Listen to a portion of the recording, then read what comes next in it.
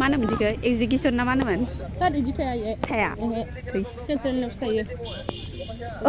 Maba malay bon me dong na. Bun malo bodo. Mana ge? Bun ha kemana deh? Iya hai bijak taya. Oh dah gue lah kali kini gue sekarang dah. Dewan dah lah, jangan pernah pilih behini lagi. Dah jangan hai mak.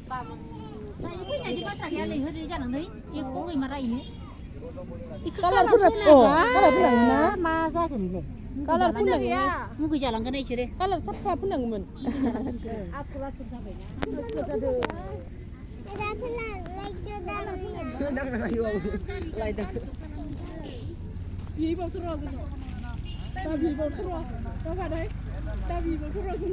Ni hai.